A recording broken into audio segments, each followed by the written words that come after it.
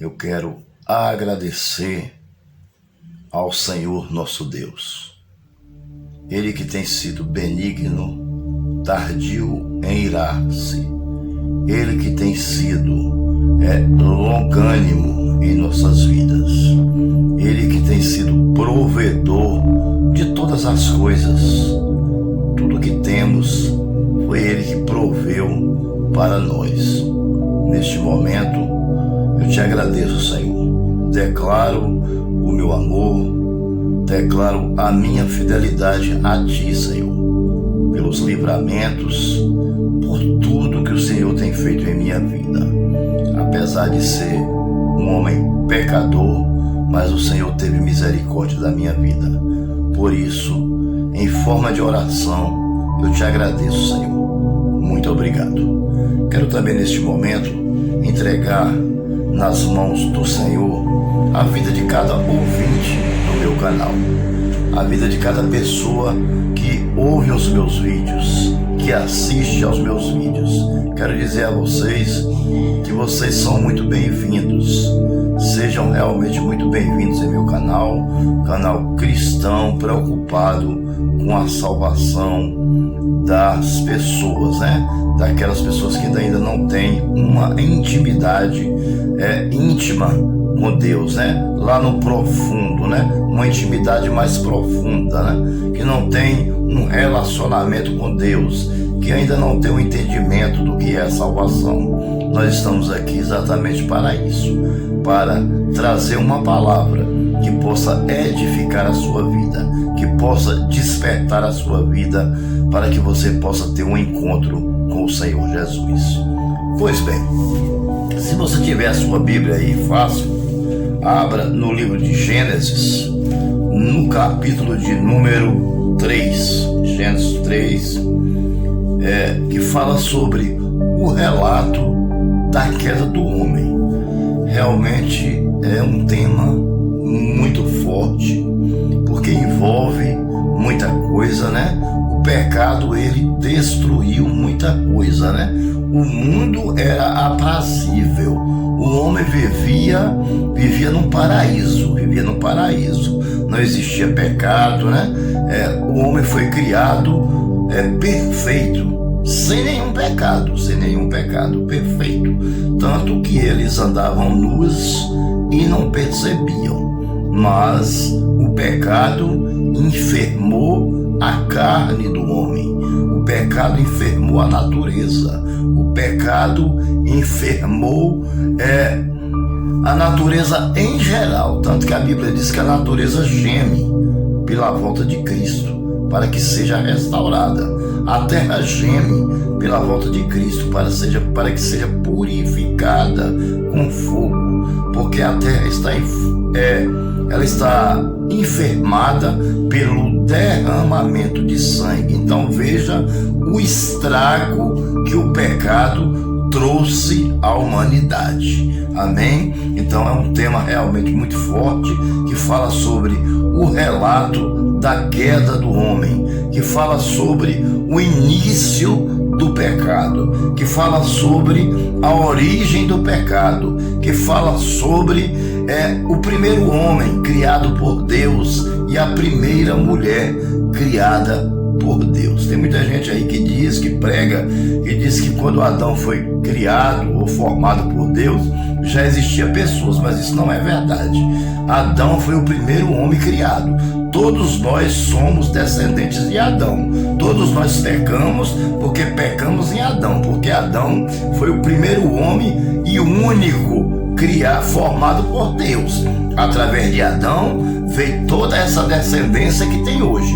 Amém? Depois de Adão, depois do pecado, aí veio Abraão, e o Senhor promete uma grande nação, mas ainda essa nação que Deus prometeu a Abraão também são descendentes de Adão. Então todos nós pecamos porque pecamos em Adão. Por isso que precisamos nos reconciliar em Cristo Jesus. Para quê? Para que nossa carne venha desenfermar do pecado. Pois bem, vamos para o texto.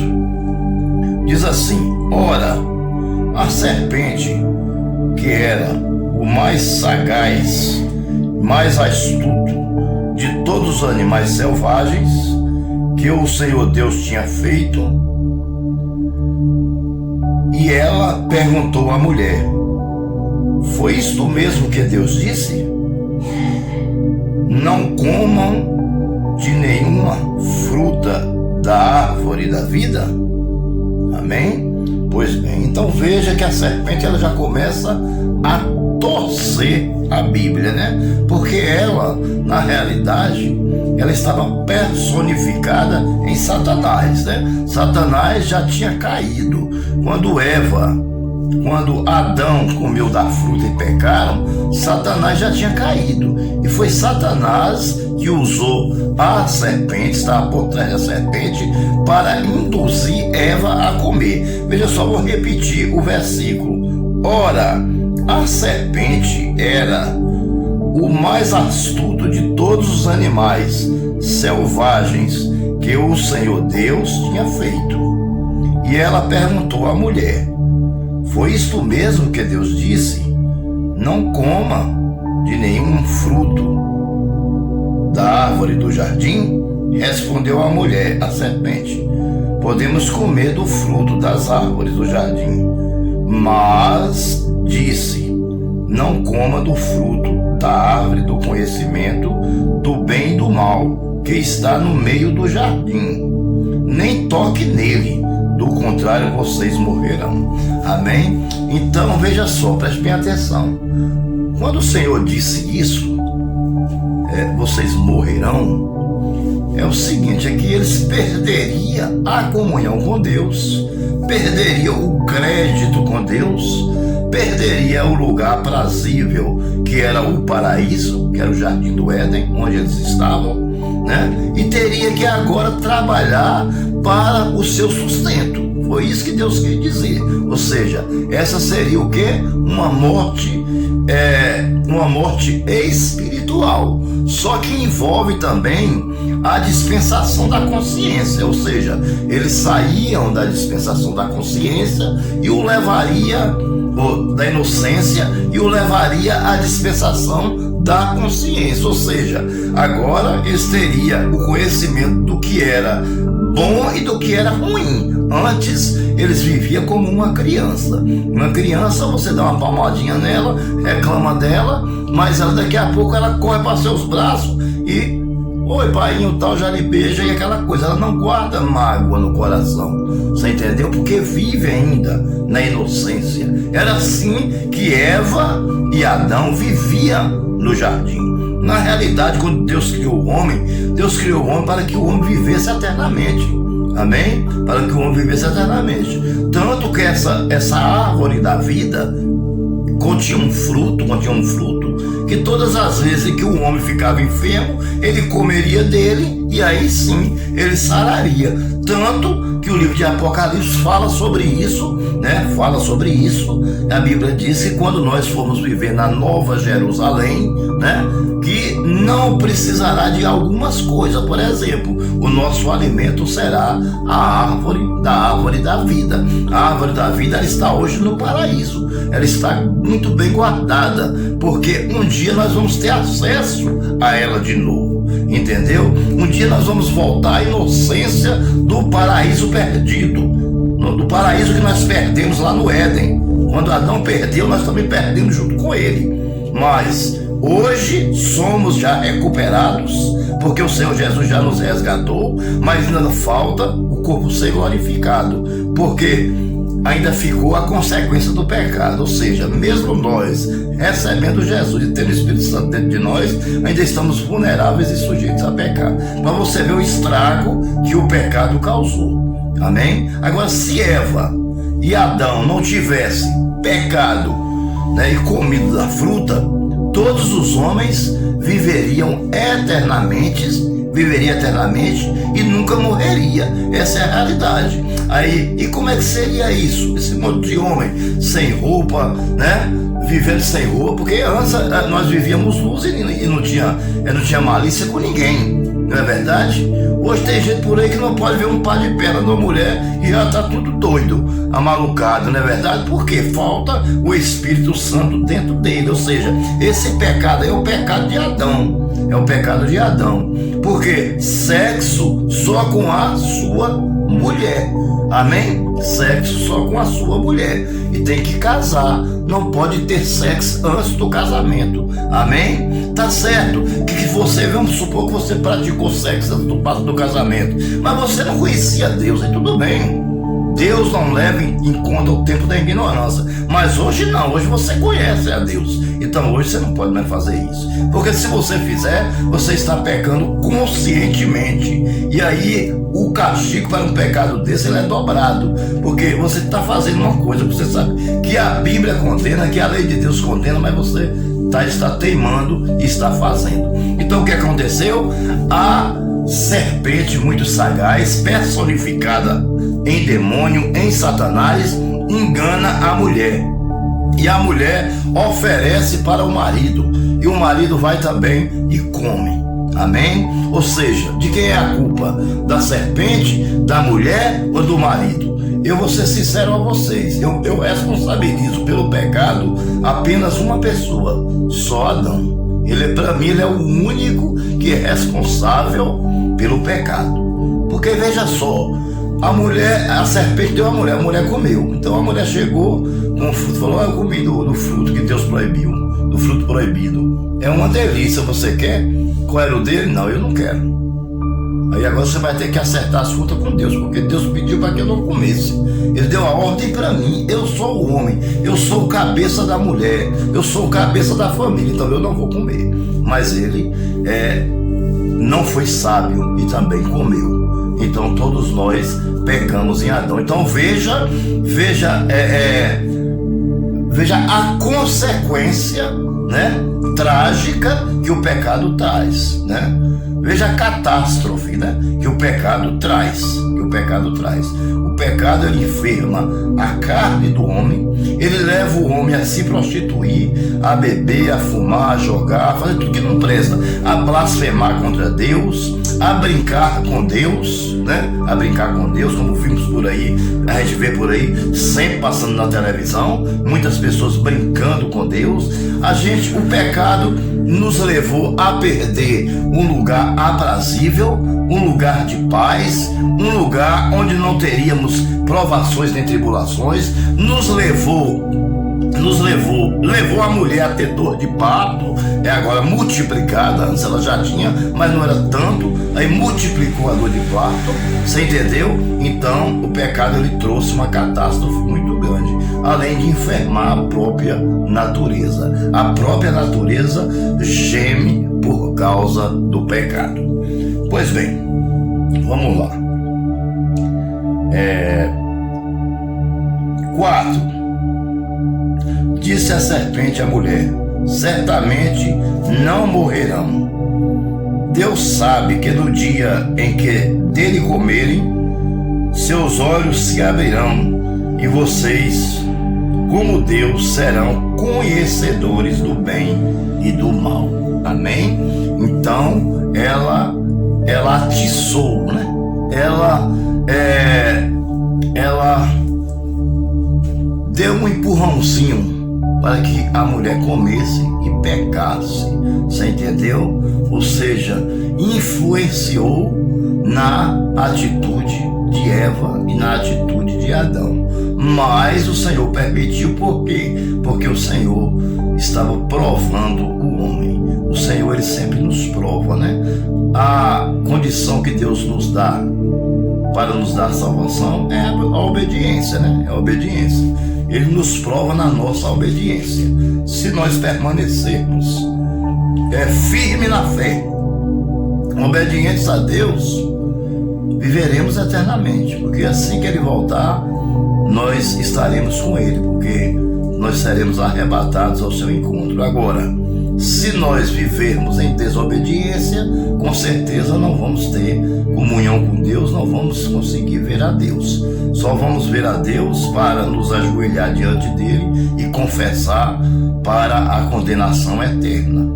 Mas não é isso que nós queremos para nós. O que nós queremos para nós é herdar a vida eterna.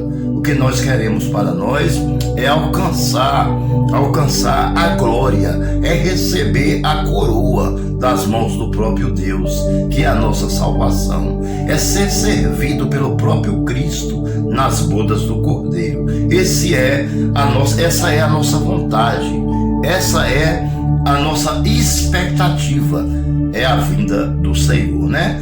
Se ele voltasse hoje, né? Já estaríamos livres desse mundo, né? E já estaríamos com a carne desenfermada. Por isso que a Bíblia diz: Maranata, ora vem Senhor Jesus. Isso é o desejo que todo cristão fiel e autêntico tem, de que o Senhor Jesus volte logo. Amém? De que o Senhor Jesus volte logo. Porque isso aqui é apenas uma passagem. Isso aqui é passageiro. Isso é como uma chuva serôndia. É como a chuva de verão. É como a chuva do umbu, a chuva do cajá, a chuva do caju, a chuva da manga, que vem e rapidinho passa. É só simplesmente para vingar o fruto. Amém? Mas lá no reino de Deus não, lá é eterno. Lá nós viveremos eternamente com Cristo, blindados contra o pecado. Amém? Então veja como, se o homem não tem essa expectativa pela vinda do Senhor, então ele não é um verdadeiro cristão. Amém? 6. Quando a mulher viu que a árvore parecia agradável ao paladar, era atraente aos olhos e, além disso, desejável para ela se obter discernimento, tomou seu fruto, comeu-o e o deu ao seu marido. Então, o que nós entendemos aqui? Primeiro, a mulher viu que a árvore parecia o quê? Agradável. Então, nem tudo que parece agradável pode te levar ao reino do céu. Bota na sua cabeça. Amém? Nem tudo que reluz é ouro. Realmente a fruta da árvore da vida, ela era bonita, viçosa, agradável, e com certeza era gostosa, claro. E Deus não ia fazer uma fruta para envenenar ninguém de jeito nenhum. Tudo que Deus faz é perfeito. Só que ele proibiu que comesse. Entendeu? Por que ele proibiu? Porque ele queria provar o homem. Ali era o teste da obediência, Então a primeira coisa que nós temos que ter cuidado é quando você olhar para alguma coisa e achar que ela é muito agradável. Cuidado. Primeiro, tenha certeza se realmente é agradável ou não, porque muitas vezes o prato aparentemente parece muito gostoso, mas na realidade ele não leva a salvação, leva a morte espiritual, né? Então vamos lá. Segundo lugar, ela sentiu, quando ela mordeu, ela sentiu um agradável paladar na fruta. Amém? Um agradável paladar na fruta. Você está entendendo? Então, muitas vezes você pode conhecer alguém, dar um abraço, sentir o cheiro do seu perfume, dar um beijo nela e até gostar. Mas na realidade não é bênção para você, é maldição. Por quê? Primeiro temos que orar ao Todo-Poderoso, que sabe todas as coisas. Ele sabe o que é bom para nós e o que não sabe, porque ele é onisciente, onipresente, onipotente. Então cuidado até na hora de você conseguir uma garota para namorar e para casar. Lembre-se que casamento é pro resto da vida. Amém? Até que a morte o separe. Este é o casamento correto, a não ser que haja relação sexual ilícita, traição. Se houver, tudo bem, aí você tem o direito de separar, mas do contrário, você não pode separar. Tem que morrer os dois, velhinho, entendeu? Um agarrado da mão do outro, né? Com a bengalinha, mas tem que ser fiel, porque isso aqui é uma ordenança de Deus. Casamento é instituição de Deus, é coisa santa, é coisa sagrada, não é brincadeira não. Você entendeu? Casamento não é brincadeira. E outra coisa, se você está vivendo junto, procura regularizar o mais rápido possível, porque quando nós estamos juntos, nós não estamos casados, não tem nada regularizado não. E tem mais, eu vou casar só no padre, ou só no religioso, como diz o povo, né? Esse casamento vale para as bênçãos de Deus, é importante, mas o casamento que Deus aprova é o casamento civil, que dá direito a o que a mulher tem ser do marido e o que o marido tem ser da mulher. Lembre-se que vocês tornam-se uma só carne. Então, casar só ali no religioso não tem assinatura nenhuma válida, é apenas um papel. Mas quando você casa civilmente, você é regularizado pelas leis dos homens, e as leis dos homens são constituídas por Deus, são aprovadas por Deus, amém? É o que dá direito às heranças, amém? A herança também é uma instituição de Deus. Então, aquilo que você tem é da sua mulher, e aquilo que a mulher tem é sua. Inclusive o corpo da mulher é seu e o corpo seu é da mulher, porque os dois se tornam uma só carne, porque é carne da sua carne e osso do seu osso, amém? Então entenda isso uma vez por toda. Cuidado para você não estar aí vivendo junto, aí está dentro de uma igreja e está achando que você está alcançando a sua salvação, e não está alcançando. Você está perdendo e amontoando pecado para você. Pode ter certeza disso. Isso é bíblico. Isso é bíblico, e não vale só para o Antigo Testamento não, viu? Vale para hoje também. Vale para hoje também.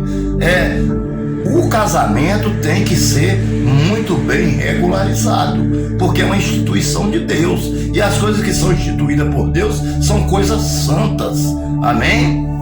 Porque Deus, ele é uma divindade, ele é o único Deus, ele é o único Deus. Até hoje eu não concordo muito com o divórcio não, entendeu?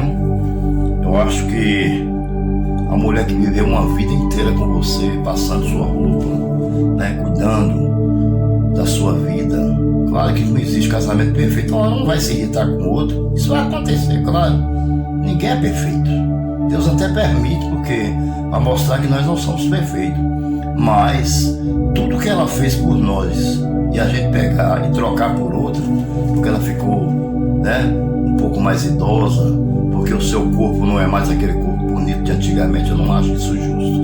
Eu acho que o divórcio não é uma coisa correta. Eu particularmente, eu não partiria por divórcio de forma nenhuma, a não ser que fosse por uma relação sexual ilícita, né? Isso eu sei que jamais acontecerá, porque a minha mulher, graças a Deus, ela pode ter 1001 defeitos, mas ela é uma mulher correta, que vive, né, de acordo com a palavra de Deus. Nessa área ela vive de acordo com a palavra de Deus. Possa ser que ela precisa ser consertada em outra área, assim como eu e todos nós, mas nessa área aí não. Nessa área ela é uma mulher que eu não tenho do que reclamar, graças a Deus.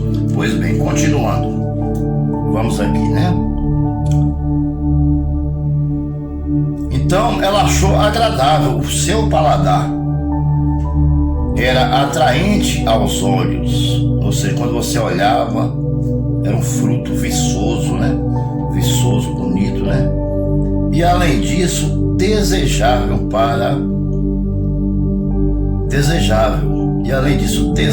né? Para dela se obter discernimento, tomou do seu fruto, comeu e o deu ao seu marido. O que é discernimento? Discernimento é o dom de discernir os espíritos. Isso significa discernimento. Naquela época ela discerniu entre o bem e o mal. Após ela comer, abriu-se os olhos e ela percebeu que estava nu e que seu esposo também estava nu. E o seu esposo percebeu que ela estava nua também, e ele também percebeu que estava nu. Aí veio o pecado, aí originou-se o pecado, aí enfermou-se a carne do homem, né? Aí o que aconteceu? Quais foram as consequências do pecado? As consequências é o seguinte, para nós entrar na nossa conclusão. Deus chegou no jardim do Éden e eles se esconderam. Se esconderam porque tinha pecado e ficou com medo de encarar Deus. Então Deus perguntou por que eles estavam escondidos, se, por exemplo, teria comido da fruta. E aí um jogou a culpa no outro, né? A serpente deu para mim, disse Eva, e Adão disse, a minha mulher deu para mim, né? Então um jogou a culpa no outro. Isso ainda é comum nos dias de hoje. você errar e ficar jogando a culpa no seu irmão, no seu amigo, você entendeu? No seu colega de trabalho, né? Você erra, mas não quer assumir as consequências do seu erro. O que é que aconteceu após o pecado? Aconteceu que a dor de parto da mulher aumentou. Agora nós temos que trabalhar para viver do suor do nosso rosto. Antes nós tínhamos um jardim plantado por Deus, a gente precisava só cuidar do jardim e se alimentar, né?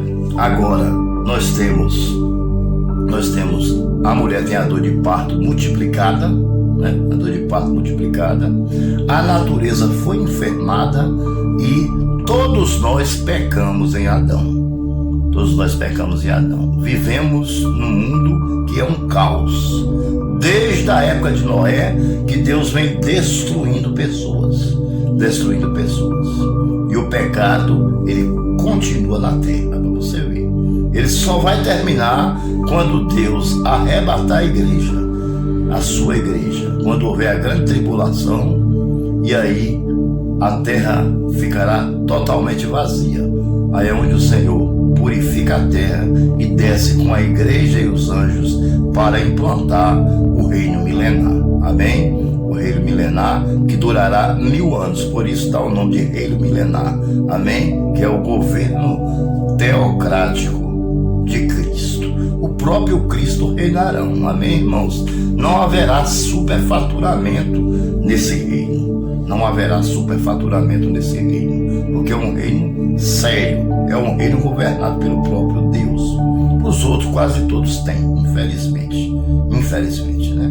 Nós não temos mais nem opção mais em quem votar. Essa é a realidade. Estamos vivendo em um mundo em que não podemos mais confiar no nosso próximo. Confiamos porque a Bíblia manda nós confiarmos, né? Até ele lhe decepcionar. No momento que ele lhe decepciona, então afaste-se dele, né? Não se compactue com o mal, amém? Mas nós precisamos de uma reforma política urgente. Nós precisamos de uma reforma no Código Penal urgente.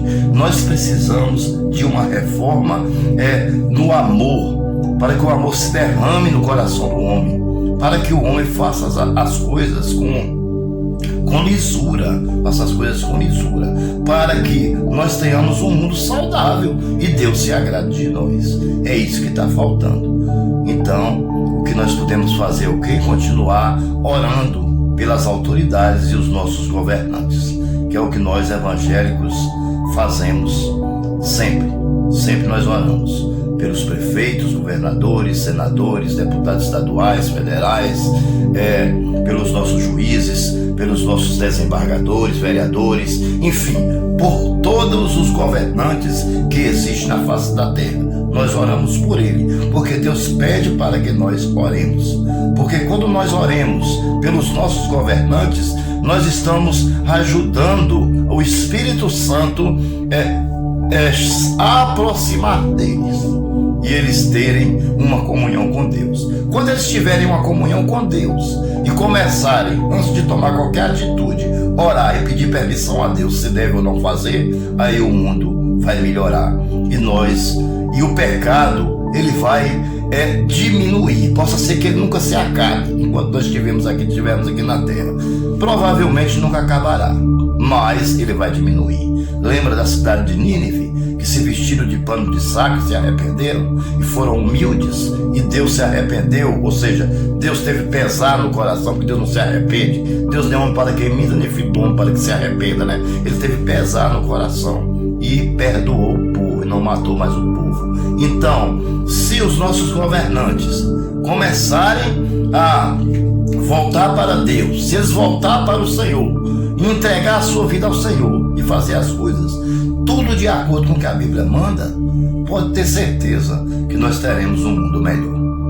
Que Deus os abençoe, entregue nas mãos do Senhor todos os nossos governantes, nossos familiares, que o Senhor derrame bênção sem medida sobre o nosso país. Amém, irmãos? Peço a você que está ouvindo esse vídeo, inscreva-se no meu canal, deixe o seu like e ative o sininho, para que possamos estar enviando a você as nossas pregações e os nossos estudos bíblicos. Que Deus os abençoe.